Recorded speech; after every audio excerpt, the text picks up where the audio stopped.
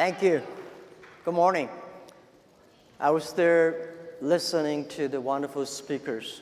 All the things they talk about reminds me in the past 18 years. 18 years ago, in my apartment, I told the 18 founders that one day we will build up a site. That site will be the top 10 sites of the world, and we will build up a company that can last 102 years. And people say, why 102 years? Because our company was born in 1999. Last year, we had 1 year. This century, we finished 100 years, and next century, we have a 1 year. 102 means cross 3 centuries. When every goal you give to your team should be very accurate. If you say, this company is going to last 100 years, so nobody take it seriously because every company say, we want to last 100 years. So the number you give the team should be very accurate. We took the video when I talked to the 18 founders. And today when I watch the video, a lot of people say, well, since we don't have anything to do, when you see 102 years, a big 10 sites, let's just do it. Very few people believe that we will make it happen. Because we don't have a high resumes, right? I graduated from Hangzhou Teachers College. And most of my colleagues at 18 founders, they were my students, my friends. None of them are very successful. Among the 18 people, there are only 3 people who know something about computer. The rest of 15 people know nothing about computer, nothing about the internet. We had no money. 18 people gathered $50,000. And we had no relationship. None of us from rich family or powerful family with a government office background. We don't have great talents. But I told the team that, guys, if we can be successful, 80% of the young people in the world can be successful. Because at that time, China had the internet was so backward.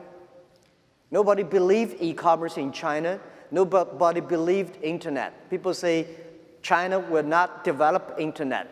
And China will not have e-commerce because you don't have a credit card system, you don't have logistics, you don't have this, you don't have that. But I think someday China will have.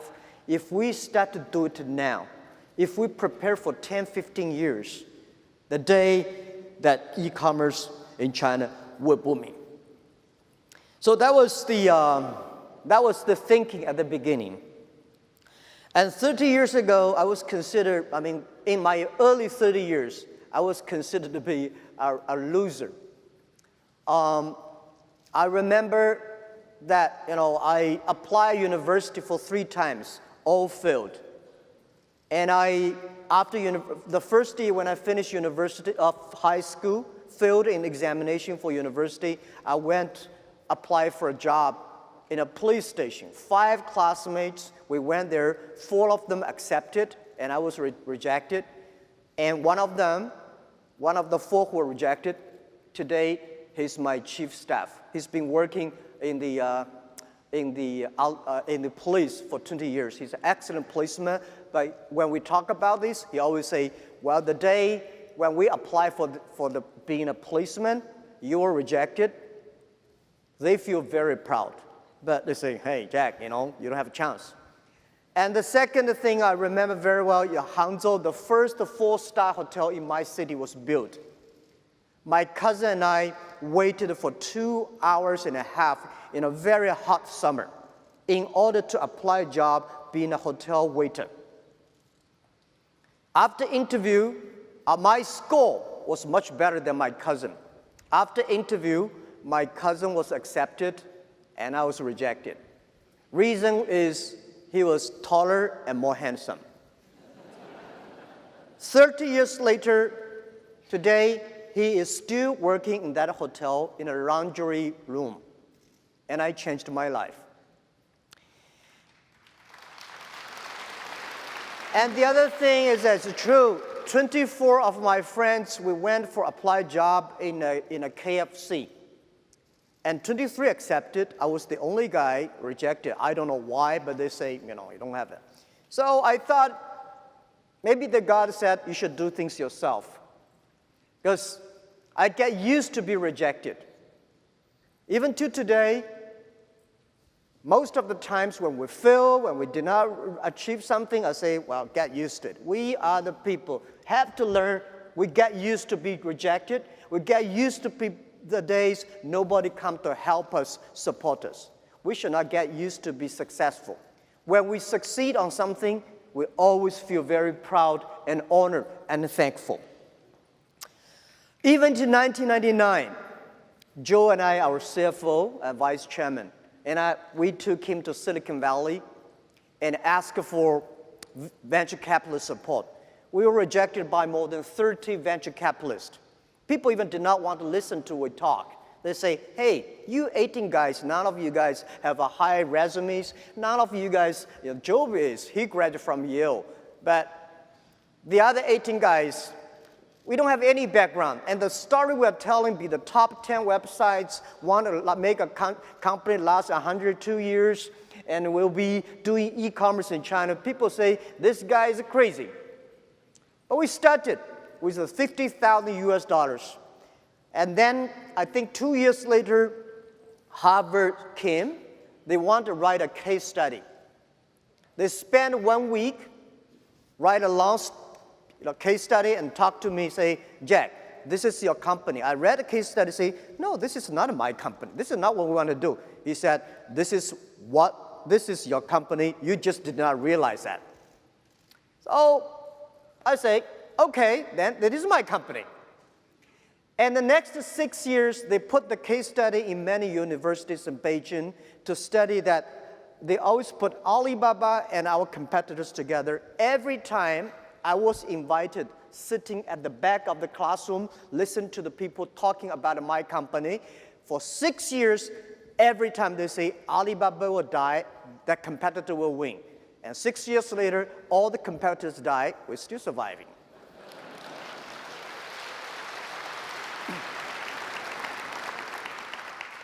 The reason we do that, not because we're expert of internet, not because we are smart. We are not smart people. But we are very optimistic. We believe in the future. We believe in internet. And we believe that if we do not succeed, somebody will. And we know that we have to be humble. We have to serve our customers. The investors may not like us. If the customers like us, we have the futures. Right. Most of the companies die not because they don't have money, because they have too much money. And we didn't have a plan.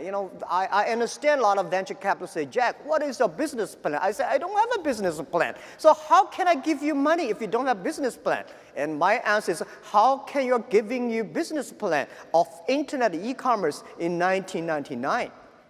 The only thing is how can using internet to support the customers and understand the customers, make the customers successful. We know only our customers succeed, we will be successful. So this is how we did it. And I really have been very thankful for America. 1995, I went to Seattle, discovered the internet. And year 2001, 2002, when the internet almost bubble bursted, I happened to be in Seattle again. In my home, in my friend's home, I watched a wonderful movie called Forrest Gump. I like the sentence. It reminds me, every time when I have a problem, I tell myself, this is what Forrest Gump said.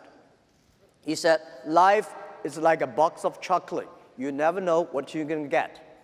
And I found that Forrest Gump made a fortune by catching shrimps, not catching whales. So helping small business will make me like a Forrest Gump. Forrest Gump, just to keep on running. Be simple. Serve the people. That was what I learned. And also, I think the very important is after so many years, I learned. I keep on telling myself, yesterday I told you, and today I want to tell you again. As an entrepreneur, believe every day is difficult. Today is very difficult. tomorrow is much more difficult. But believing the day after tomorrow, that day is very beautiful. But most people die tomorrow evening. If you don't work hard, you don't see the sunshine. And people say, how could you inspire people when days are so bad? We hire people who are very self-motivated. Don't hire people who are very sort of complaining. As a leader, you should never complain. If you complain, nobody will follow you. Nobody loves to follow a leader who complains a lot. And we have to be optimistic. I'm lucky enough to meet so many great business leaders in the world. I find all of them, they are very optimistic. I find all of them never complain, and I find all of them want to making sure that their team are better. 18 years later, now from 18 founders, now we got more than 50,000 people. And from my apartment, we got a lot of campers today, and we have achieved over 550 billion US dollars GMV sales last year. And we also have more than 500 million users using our services in China alone. And every day, more than 200 million people shopping through mobile phone on our site. And one thing you believe or not, I just don't understand. There are about more than 60 million people browser through mobile phone every night without buying anything. And we also created more than 33 million jobs. This is what we feel for China. This is what we feel most proud of. Our goal is that we're bigger, even crazier. Yesterday I told you, by year 2036, we try to build an economy that be the world's 5th largest economy.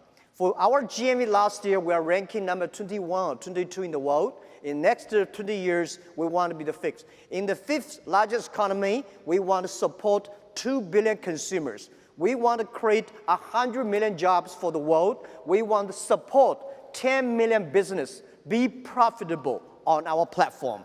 This is what we want to do. And by the way, there are a lot of stories about us, a lot of books telling about us. I never write a book by myself because I think when I start to write my own autobiography, that means I'm getting old. The book I want to write about one day is about Alibaba 1001 Mistakes. We made so many mistakes, and the mistakes that we learn are the best assets we have. We made all kinds of mistakes on the financing, on the HR, on the marketing, and on the competition. We have a lot. I tell you one story was very interesting. It's every startup at the beginning when you want to be global, you have the same thing. When we started Alibaba B2B, we are helping small business to selling things across the board. So we think, which country has the best technology on the internet? We say USA. And if we are helping international trade, you need English. Which country has a very good English? USA. And which country has most of the import-export business? USA. So we say, that means we should put Alibaba headquarters, or at least a big office in America. So we decided to build up a huge office in San Francisco. When we arrived in San Francisco, we found something wrong, because it is so difficult to hire people who know trade in the Silicon Valley, San Francisco. So we started hire people from Miami, from New York, all arriving into San Francisco. After 1 month or 2 months, we realized something wrong when we have like 30 people in our Silicon Valley office. Because those people, they know trade, but they don't know anything about the internet. Those people who know about the internet, they do not know anything about the trade. And the other thing frustrated us is that it was a beautiful story at that time, because they say China in the daytime, USA in the evening. USA in the daytime, China in the evening. So people work here in the daytime, send email there, so next day they can continue to work. It's a beautiful story, but did not work out. I later we find out that those people who know trade do not necessarily have to know English, or at least their English terrible. That's fine. People understand what you're talking about. We do not need English experts to do import-export. So we know something wrong, we say, we have to shut down the office. And I told the team, the 30 people, say, we're going to have shut down. You want to get a cash, or you want to get an Alibaba share? If you want to get a cash, $3,000, like $2,000 or $3,000 each person. If you want to get a share, 1 cent, 2 cents per share. You get options. Everybody say, give me cash, no shares. They all went home happily with $3,000. So we have a lot of mistakes we made, and a lot of colleagues also made mistakes. We survived. I would say we survived. We're not successful. We will never say, in Alibaba, we'll never say we are a successful company, because we will not say success until we survive 102 years. We just finished 18 years. There are another 84 years to go. The next 84 years, anything could happen, so we will never say we're succeeding. Because every time, I think most people here, have the same feeling. When you get a feeling of being successful, problem comes, right? So I share some of the tips why we survived. First, we have to believe in the future. We have to love the jobs we do. We have to love our customers. So if you don't have the vision for the future, it's difficult for a team to have a teamwork. Do not hire people for you to work. Hire people to work for the vision you agree on together. Especially young people, my advice, if you're 20 years old, please join a good company, find a good boss to learn how to do business. If you're 30 years old, if you want to do something yourself, try to do something yourself. When you are 40 years old, please do something that you are strong at and good at. When you're 50 years old, please spend time for the young people, giving chance for young people while you're still strong. When you're 60 years old, better spend time with your grandchildren on the beaches. This is generally speaking, and this is something that everything you do, you have to love it. If you do not like the things you're doing, your life is in trouble. All right. Second is that try to build a good team. What does a good team mean? The good team does not mean you hire excellent people from Harvard or from a multinational Fortune 500 companies. I remember when we raised the first $5 million, we think, now we have money from $50,000 to $5 million. So we should hire great people. We hired close to 10 excellent vice presidents for many multinational companies. One of the guys who are the marketing expert vice president of a big company, he gave me a business plan, a marketing plan, $12 million.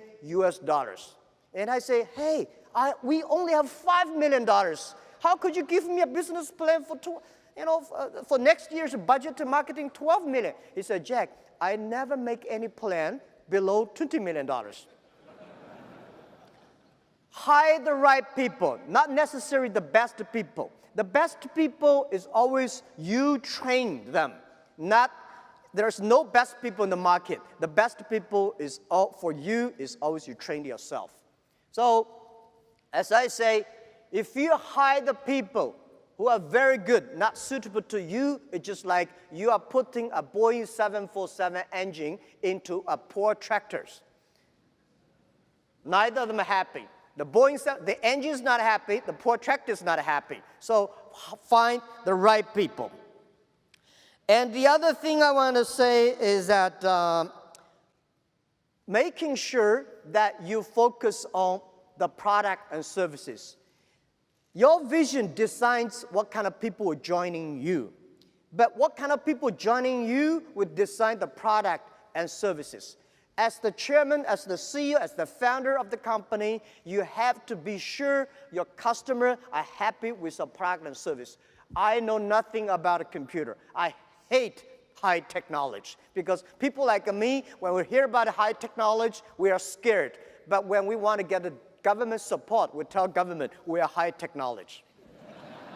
But when we tell the consumers, users say, this is so simple. For the first 2 years, I was the product tester of Alibaba website because I know 80% of the people in the world, on the business world, like me, we just want to have a dumb click, get what I want. So many of the times when the engineers design some wonderful softwares, they feel excited, and I would test it.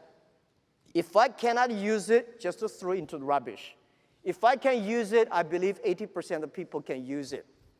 So this is what I think is important. The fourth important for a startup, remember, always customer number one, employee number two, shareholder number three.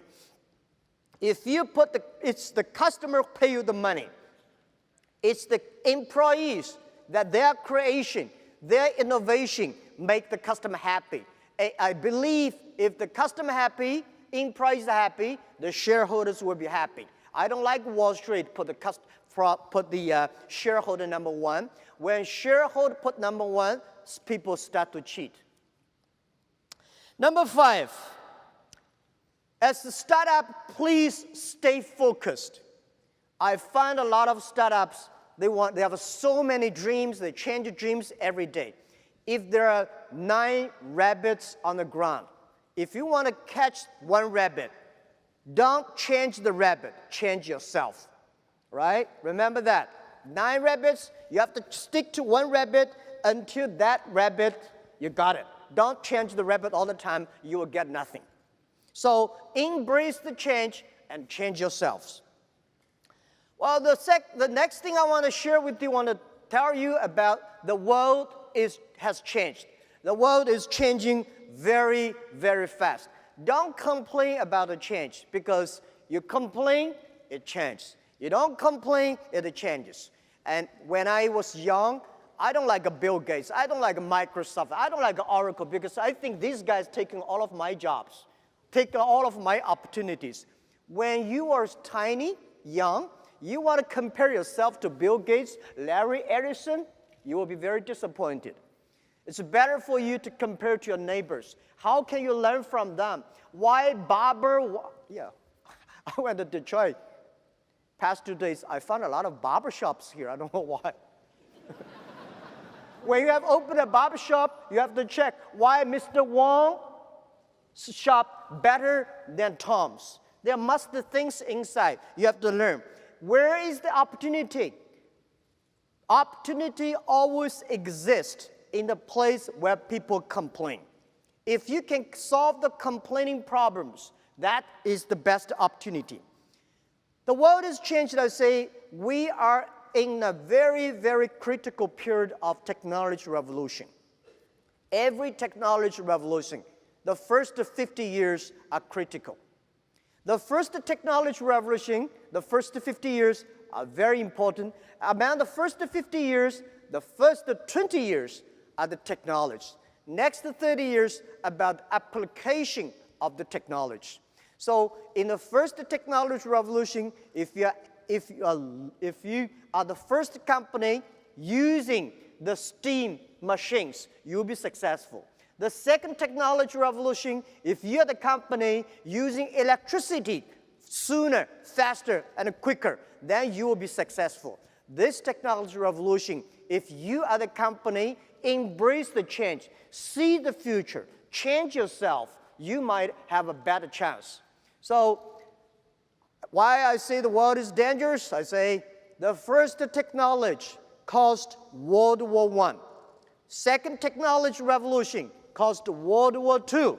Now we are entering the third technology revolution. It's going to be tough if we do not fight against the same enemy, poverty, disease, environment. The human being is going to be big trouble. So we have to be sure, we have to understand the future. And the other thing is that I want to say, people don't like globalization. I am a strong believer of globalization. I'm a strong believer of free trade. The past 20 years, globalization was designed for big companies. In 200 years ago, globalization was controlled by few emperors and kings. In the past 20 years, globalization was controlled and manipulated by 60,000 big companies. Young people had no chance. Small business had no chance. Women had no chance. Developing countries had no chance. But even that, past 20 years, the world economy grew very fast because of globalization. What if we can support 6 million, 16 million small business? They can go global. They can buy and sell. That thing will change very, very fast. So I think when the things is changing so fast, everybody here, all the young people have to think about this. What does this change mean to me, to my kids? What should I change myself to meet the changes? What kind of things I should do about it? So I recommend to many government officers, and I also would love to share this idea with many entrepreneurs here. Remember, pay special attention to next 30 years. In the past 20 years, we have a Google, we have Amazon, we have a Facebook, we have Alibaba, we have all the Uber, all the companies. But the next 30 years are not those pure internet companies will win. Next 30 years are those companies who can make use of the internet. Using internet well, those companies will win. So please pay special attention to the next 30 years. Please pay special attention to those people who are below 30 years old. Today, there are about 1.7 billion people in the world using internet. And most of those people are below 30 years. Those people who are below 30 years old, they are the internet generation. They are the generation going to change the future. Please pay attention, special attention to those companies who have less than 30 employees, because small companies will be the future, and small companies will be the companies of 21st century. I'm a strong believer of that, because in the past 100 years, industry period, everything is about amount, size, standardizations. Next 30 years, the world is shifting from standardization to personalizations. So big companies is going to face huge challenges. Small guys, we have problems, but these big guys, they have a big problems than we have. And if you want to be a successful people and entrepreneur, remember, you need IQ, EQ, and LQ. What is LQ? LQ is Q of love. If you want to be successful, you should have EQ. Because when you have EQ, you know how to deal with people. But if you do not want to fail, you should have the IQ. IQ may not be you, your team. I'm not a guy that have high IQ, but my team do have very high IQ. When we have a lot of high IQ guys, they need people like me with good EQ things. And LQ, the Q of love, is about care for others. When you care for others, last century, the IT enable yourself. This century, the DT, the data technology, is to enable the others. So when you pay special attention to next 30 years, people who are below 30 years old, company below 30 people, please also pay special attention to women. Women care for the other people much more than men. Men care for themselves more than women. One of the secret sauce for Alibaba is that we have more than 48% of the people in the company, they are women. We have more than 33% of the senior management are women. women is going to be very powerful in 21st century because last century, people compare about the muscle. This century, people compare about wisdom, about the user-friendliness. So I'm very happy these days I see a lot of women entrepreneurs here, especially on the internet. People really don't care you're a man or woman. They care whether you serve people better or not, whether you care people better or not. So pay special attention, hire as many women as possible. This is what we did in our company, and this is the secret sauce I want to share with you.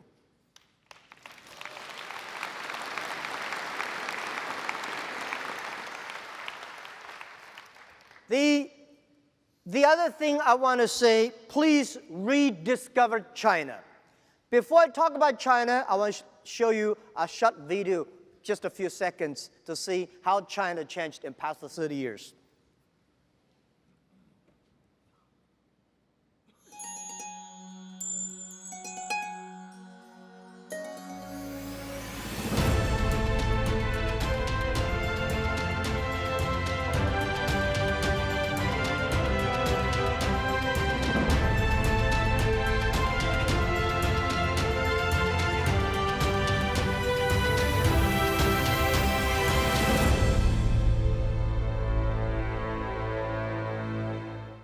This is Shanghai today, 1990.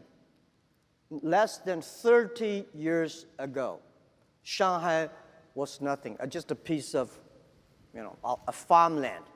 But within 30 years, China made city like Shanghai like this. We have a lot of cities like that developing the past 30 years, grow so tremendously.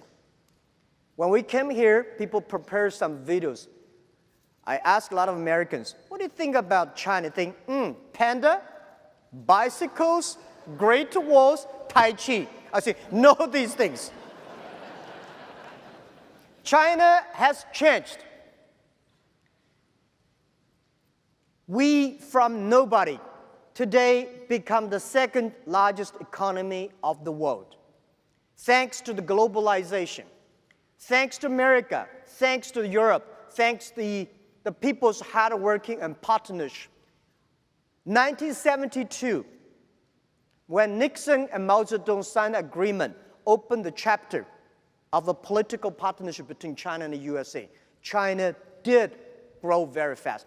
People like me, I was born in Hangzhou, the city where Nixon visited in 1972. I was like 8 years old. Because of that, Hangzhou became an open city. Because of that, we have a lot of American tourists to come to Hangzhou. I start to learn English, giving free tour to those American visitors. And I learned to think different because everything I learned from the books are so different from the things I heard from the American visitors. I know there's a world that is totally different than the other side of the world. In the past 30 years, China embraced the change. In the past 30 years, China take the decision to open and to reform. In the past 30 years, China opened globalization, which today, I think globalization was the name created by Americans. But today, the Americans don't like the globalization. We start to like it. And China also embrace the internet. If America was a country on wheels, China today is a country on the internet or on the mobile phones. And China started to learn from America in the past 30 years. We learn from America, we learn from Europe, we learn from America with great appreciation. People like me, I never got a one-day train in America, but I believe I know much about American than most of the Chinese, maybe more than some of the Americans. I respect the culture. We learn today in China, in Beijing, Shanghai, or Guangzhou, big cities, when you pick up 100 young people, you will find 80 of them can speak at least 50 English words. If you go to Washington, New York, San Francisco, if you pick up 100 young people in America, how many of them can speak more than 10 Chinese words, except from 谢谢? When you learn, when you embrace the change, you have the chance. People start to complain about globalization. I think globalization, nobody can stop it. It will continue to do. The only thing is that how you can change yourself to embrace it. And our China manufacturer is going good. It's doing pretty good in the past 30 years because the Chinese manufacturer study American consumers. They try to making sure the American, European, the global consumers love their products. China has changed. But I think America is a great country. American dreams, the Alibaba dream was get from the American dreams. 1985. I learned so much. I read so many books. I read the GE way. I understand the eBay. I understand the IBM. All the things we tried to learn. And next to 30 years, China is going to be much faster growth. Past the 30 years, American economy was the engine of the global economy. I believe the next 30 years, America still will be the leading engine of the global economy. But China is going to be another big engine for the global economy. China is shifting from exporting to importing. We have 1.4 billion people. We have more than 300 million middle class. You know how many people Chinese people traveling around the world every year? Last year, nearly 150 million Chinese people traveling outside China. 150 million people. This is a moving nation around the world. And in next 10, 15 years, China is going to have 500 to 600 million middle class. The demanding for high quality products, high service products is huge. And I would say that think about what does that mean? Well, how many cities in America has more than 1 million population? You know any idea? 10. How many cities in China has more than 1 million population? 102. 1 million population in China is like a village, but in America it's a big city. My city has only 8.6 million people. It's ranking nothing in China. But the demanding population, middle class, means so much. Imagine the Chinese government announced that in next 5 years, they are going to import $8 trillion US. What does $8 trillion US mean? I think China will import much more than 8 trillion, at least 10 trillion US in the next 5 years. You know how many pigs China eat every year? 600 million pigs a year. Luckily, human beings are eating pigs, not a pig eating human beings.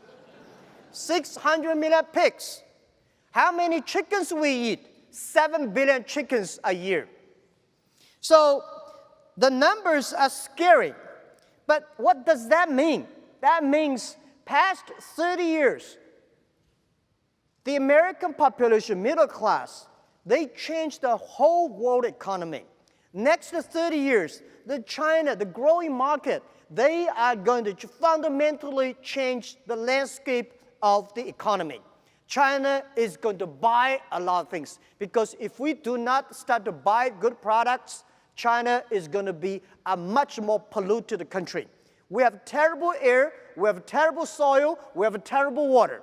If we do not learn to buy things, we are going to be in big trouble. So $8 trillion means that the number of last year's American exportation to China takes about 70 years to build, to manufacture. So this is what we see. China is going to be the world's largest consumption places. And that engine is going to drive the world economy. But the other thing, what does that mean to SME? I think this is a good opportunity for small business. In the past years, big companies of America are already all over China, all over the world. So in China, you see almost all the big American companies there. But we need more small business. The next amount of importing to China, export to China, this opportunity belongs to small business. I'm encouraging all the government should set special free trade zones for small business. Because we have, every country said small business is important. Every country knows small companies are the driver of employment. Everybody knows small business is so good, but not every government really set the rules. All the free trade zones are designed for big companies. Big companies can go import, export, receive money quickly. Small business never got this chance. Farmers never got this chance. So next 20 years, let's build up a system specifically setting for small business. And this is why I'm flying all around the world. Last year, 870 hours, meeting more than 40 government senior leaders. And this year, I'm going to fly more than 1,000 hours. Continue to evangelize, because if we believe it, we have to make it happen.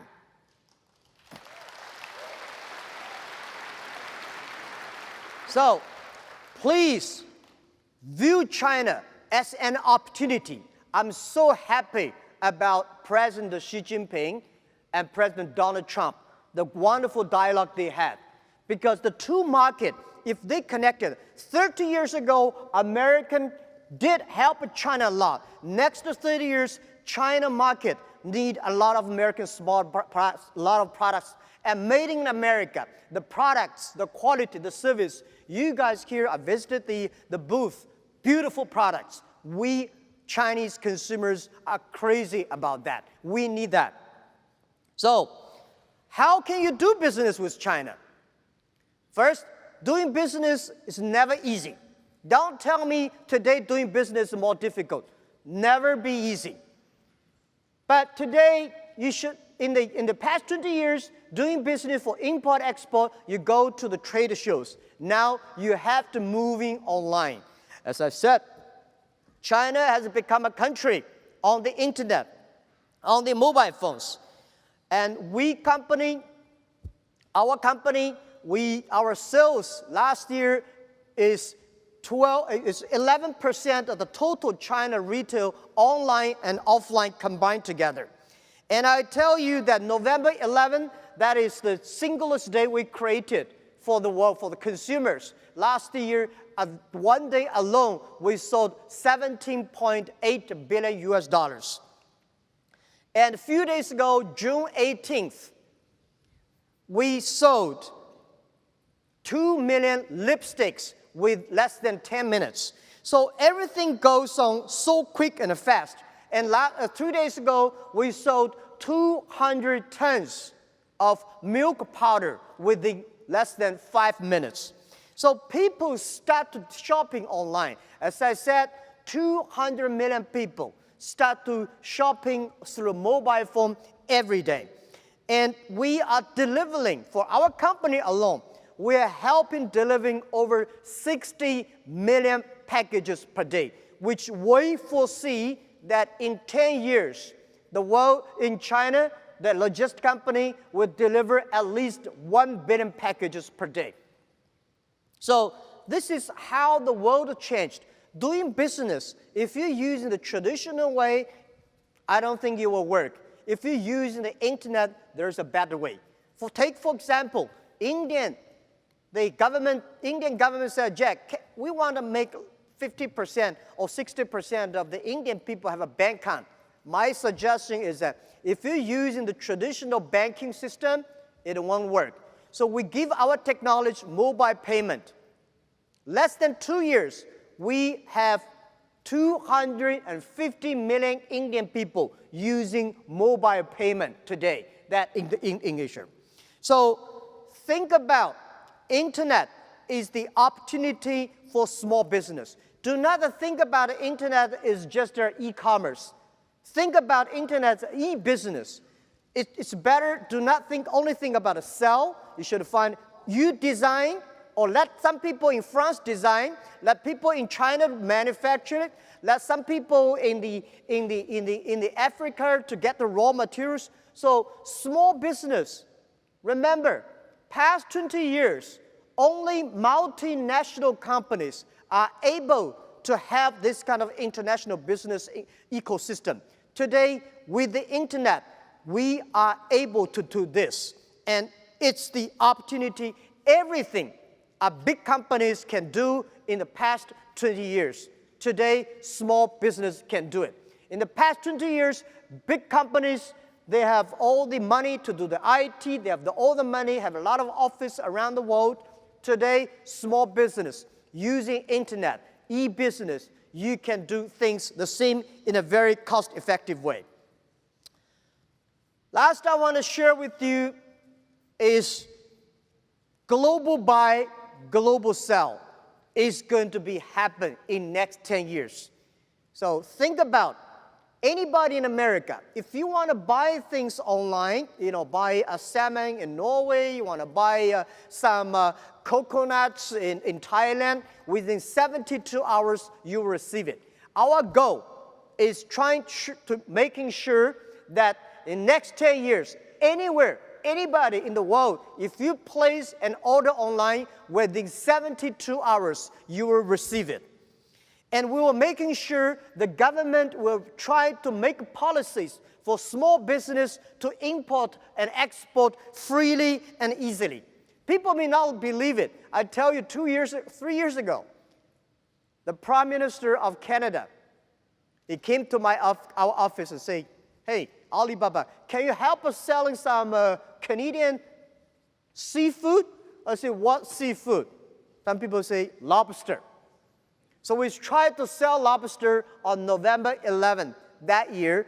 For a one day, was sold 97,000 live lobsters within 72 hours from Canada to China families, and almost 3 weeks, there is no lobster in Canada market. The first time we helped American farmers selling the cherry, Washington State cherries, was funny, because at the USA ambassador to China came to us and said, "Can you help us to sell the cherries?" We said, "Yeah." So we placed the order online, and the cherries still on the trees. When we got the cherries, when we got the orders, people started to pick up the cherries and deliver. Within 72 hours, cherries were picked, sent to China, distribute into 80,000 families.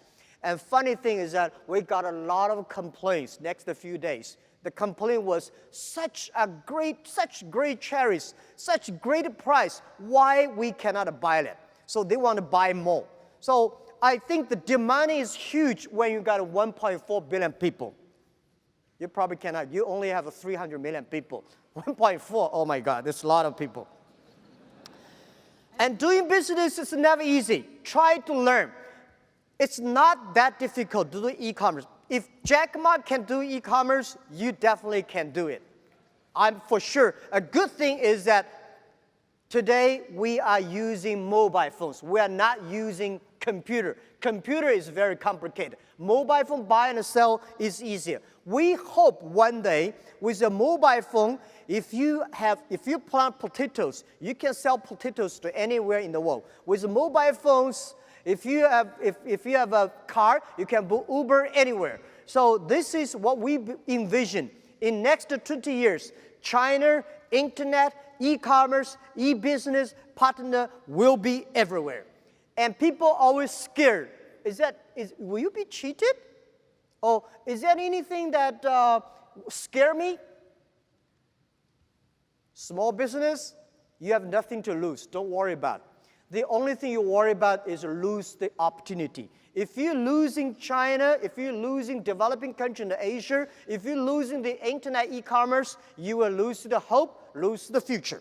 Marco Polo, 1,000 years ago, he came to China. It took him 8 years to walk from Europe to China, and from China to Europe, another 8 years. Today, 8 seconds, you can go to China 100 million times because internet. At that time, Marco Polo came to China. There are a lot of terrible things happen on the way. Today, there's nothing that has happened. So please catch up this opportunity. The thing I want to tell you here is that don't miss this chance. This chance is going to be changed. And I think most of the small business will be globalized. If you are not a globalized business, small business, you will out of business. I'm not scaring you guys because you have to think out of the box. You have to do business. Because you're small, you are unique. Because you're small, it's difficult for you to compete locally. Because if you use the internet, you can compete globally. So don't miss opportunity, catch the opportunity. What Alibaba want to do is we want to build up the platform. We want to enable you with finding consumers, enable you finding the business partners, enable you to solve the money receiving problems, the payment problems, and logistic problems, and computing capability problems. But don't say, oh, does that mean I have to using Alibaba? No, not necessarily. Using any internet services, any e-commerce company that can help you to sell your things outside. Do not think, should I rely on Alibaba? Rely on any e-commerce internet companies that you think it is helpful to you. So, but we commit that we will do a bad job. Finally, let's talk to our young people. The artificial intelligence is coming. And robots is going to replace a lot of jobs. But I'm a belief that 30 years later, this new technology is going to create more jobs than today. Every technology revolution comes, they kill jobs. And then 30 years later, those people who understand technology, who change themselves, they start to make more jobs. So pay attention to the kids' education. Machine is going to be smarter, but human beings are always wiser. So try to teach your kids to be more creative, to be more innovative, because only those people who are creative, innovative, then they can survive.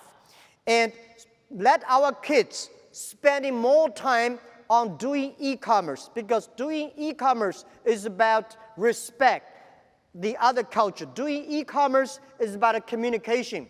Spending more time on doing business online rather than only on chat box and on emails. By the way, I have one thing I noticed. It is so difficult to convincing successful people. One of the reasons why Alibaba succeed, because 10 years ago, we focus on those young people who are 18 years old, 20 years old, because they are not successful. If we help them, spending time with them for 10 years, they will be successful. But those people who are very successful, they will give you 100 reasons why we should not take this of new innovations. So spending time on the future and making sure that generation, I noticed that many American senior people, they spend a lot of time on sending, receive emails. Young people using the WeChat and chat on the mobile phones. This is the generation change. So the generation change is going to be scary. Let's make it up. And also, please use the internet. Please do business with China. Please learn and find the people who are smarter than you are. Thank you very, very much.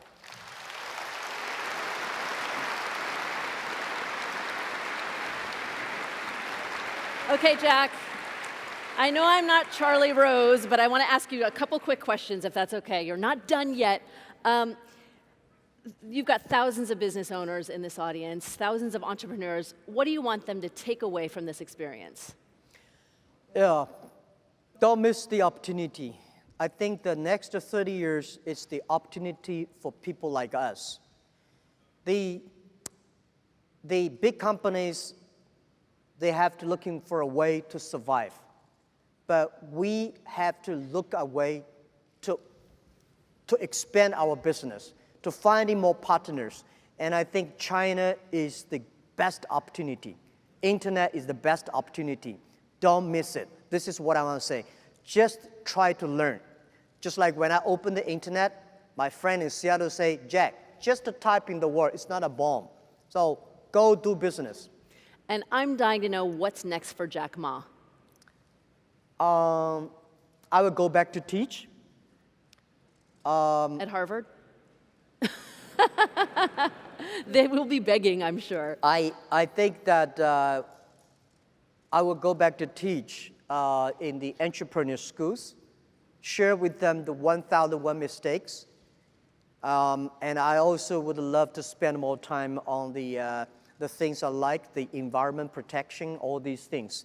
Because I don't think next 5 years I'll be strong, or 10 years I'll be strong enough to operate, to govern such a big economy.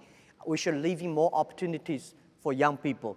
And I think the world belongs to the young people. The world belongs to those people below 30 years old, the company who are below 30 employees. So I want to do the things that I'm good at, that is being a teacher. Well, we're glad that you didn't make it into the police department or KFC. And we thank you so much for sharing your wisdom and giving us an opportunity to learn about how to do business in China. Thank you so much, Jack Ma, for this event. Thank you very much. Thank you.